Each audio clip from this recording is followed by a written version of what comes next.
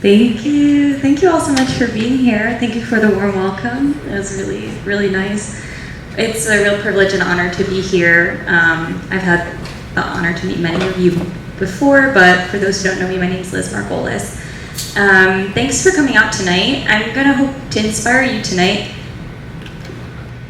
with a short talk on creating meaningful change. So as you heard, I'm a global advocacy professional, so it's my job to try and make change and advocate for good policies. And I'll share a little bit more about what that means, but I just wanted to start with this quote. It can be overwhelming to witness, experience, or take in all of the injustices of the moment. The good news is that they're all connected. So if your little corner of work involves pulling at one of the threads, you're helping to unravel the whole cloth. This quote is kind of about contributing to a larger change, even when you feel overwhelmed by the injustices of the world. I'll share with you as a high schooler how I felt that way, and it was hard for me to see how I could turn that passion and fire for change and anger against injustice into something meaningful.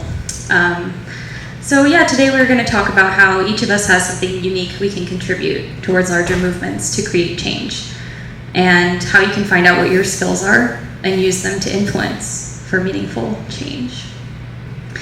So this is my little 3 steps, and I hope it can be memorable for you.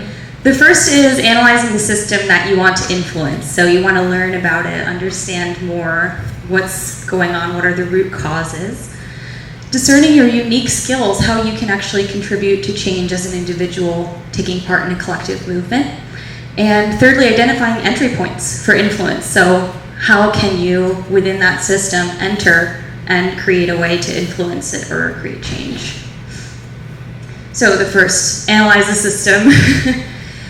You need to understand well the system that you want to influence and pick a system to influence. So when I was a high schooler, I was passionate about a lot of different topics, especially mental health. I worked a lot in influencing mental health, trying to reduce the stigma against mental health, speaking out against that. But that was kind of an individual approach to what is a much larger system. And so I think thinking about what you care about, what you're passionate about at a systemic level, not only an individual level or just that community level, is a really important place to start. And then if you want to understand well the system, you have to know who the major actors are and how they're interacting with each other and what power dynamics are governing those relations. This is really important. I'll talk about it more, but there's no kind of neutral or horizontal relationships in a system. It's often very vertical, and there's a lot of power dynamics between those big actors that shape and inform the way that that system works, and then how you would want to influence it. So I decided to work on solving world hunger because, I don't know, it appealed to me. I think it's something we can all relate to, the feeling of hunger, but we can't really relate to the long-standing kind of serious, grave, chronic food insecurity that a lot of people are experiencing today. So I wanted to work on world hunger, and it led me to learn about food systems. So I decided to share with you a little bit about food systems today. So you can see food system has a lot of different components: agriculture, production, processing, transport, distribution, access, markets, consumption, waste management. So you have sort of like a process, and you can see how these different components are coming together. But what you can't immediately see is the power dynamics that are shaping this whole system. Think for a minute about who produces the food that you eat. Those big agricultural corporations. Who produces those seeds? Who owns those seeds? Who owns the pesticides? How is all of that working together? And that's just with one area here of production. So if we start to go a little bit deeper, we can see that there are agricultural monopolies that are running this entire system. There's a lot of power dynamics that are shaping it and creating high food prices, making food unaffordable for poor people. So this is kind of an important step in starting to understand how we could create change, because we have to understand where the problem originates. And something I'll say a couple of times throughout this talk is that systems are built by those with power, and they're functioning exactly as they were designed to. When I was in high school, I believed the system was broken, we need to change it. I was really passionate about like fixing the system and making it work. I think it took a long time for me, maybe it wasn't until I did my master's degree, I realized these systems were designed to work the way that they're working by the powerful, and in order to serve the interests of the powerful. So once you kind of unlock this, you can start to see things in a more critical way that helps you understand better what's really going on. And just before I move on, I'll just add one point here, that policy and law are also governing how this system functions. So it's not just power dynamics, right? It's law and policy, which is the function that creates the system and sets it up to work as it does. So here we can be thinking about access to land, markets, financial resources, infrastructure for transport, etc.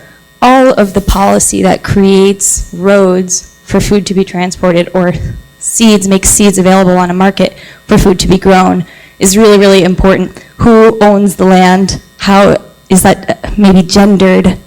Can women access land the same as men? All of these things really do impact our food systems. So next, discern your unique skills. What are you able to do that no one else is able to do?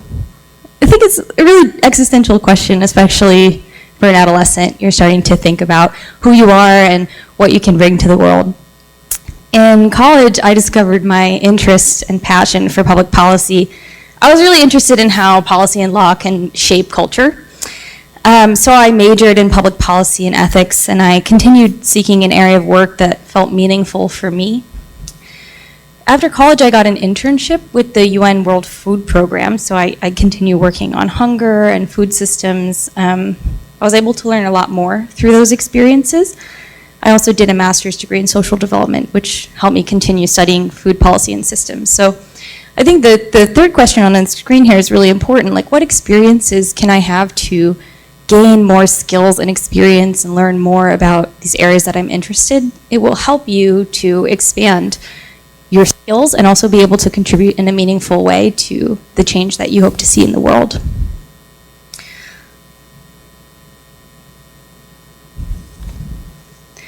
Step 3, examine entry points for influence. So entry point maybe isn't automatically understandable what it means, so I wanted to visually show you. This is created by the UN. It's like entry points to influence the Sustainable Development Goals. You may have heard about the Sustainable Development Goals, SDGs. It's like the UN's development agenda. So the one that I'm working on, if you can read it, Sustainable Food Systems and Healthy Nutrition and Governance. This is where policy change and governance comes into a specific system.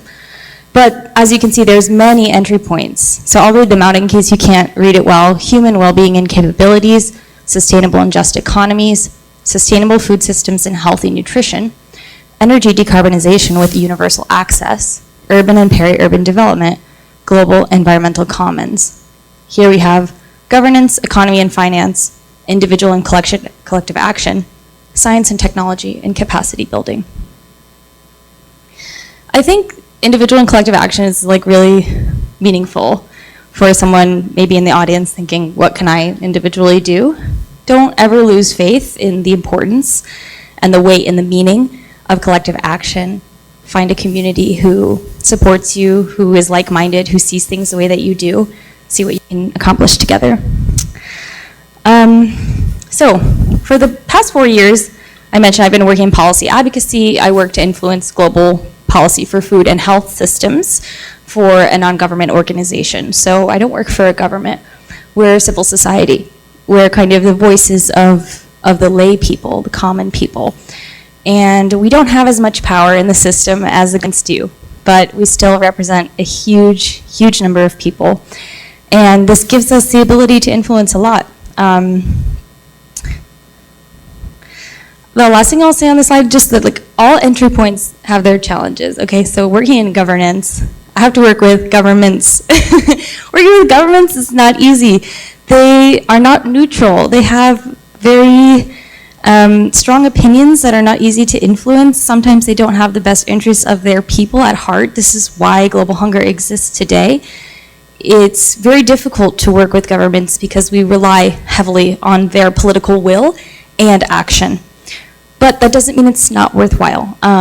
It's just one area that I've chosen to kind of have as my entry point where I seek to make a change and impact and influence, but you might choose something different. So the takeaway here is not that one thing is better than another. You will face challenges, but you can make a lot of change despite facing those challenges. So don't give up. I just wanted to show a little more in detail, taking my example of food systems further, what do I mean by entry points in the food system? So there's many entry points in the food system where change is urgently needed. I'll give you 2 examples. Many farmers cannot afford seeds, and they often grow cash crops that they can't eat themselves. So they're growing food to make money, not to eat. They end up being hungry and malnourished. We often find severely malnourished children living in highly agricultural areas because the only thing that's grown there is a cash crop, like coffee, sugarcane, tobacco, cotton, corn. So there's an economic problem where the economy is leading farmers to grow something that's profitable, but not something that's nutritious. This is a policy problem. It's an economic problem. It's very, very complex, but it results in kids who live on farms not having food to eat, and that's a great contradiction. Another example is the affordability of healthy and fresh foods. Many people, when they go to the corner store, what they find available there that they can afford is ultra-processed food. It's not nutritious. It's high in salt, fat, sugar. So the foods that are available to them and affordable to them are not the nutritious ones. They're the ones that are being produced at an extremely low cost, distributed at an extremely low cost, and available on every shelf. There are many, many case studies about this. You can think of all of the big corporations, Coca-Cola. Why is Coke cheaper to buy than water? It has to do with policy. So these are the decisions being faced by very poor people who have very little purchasing power, and it directly impacts their health and nutrition. Many solutions to these problems lie within food systems and policy change, but they can take a long time to realize. This is my last slide. I'll just leave you with a couple of thoughts. I want to empower you to be an agent of change. What matters is your critical thinking and your passion. It doesn't matter what system you're working in or what you're trying to improve, which social problem you choose. It matters that you can think critically. You can see through some of the narratives that are being sold by the powerful. Doing this work, I have learned not to underestimate power dynamics. I told you, I used to believe the systems were broken. I learned they're functioning as they've been designed to benefit those with power. Taking on power is hard work. It's challenging. You'll face many challenges. So find the areas where you can succeed, make progress, and have small wins, and let those small wins sustain you so that you don't burn out. Lastly, find and create your community of people who care about the same things that you care about, who are like-minded. This will also sustain you and help you to achieve more together. Thank you.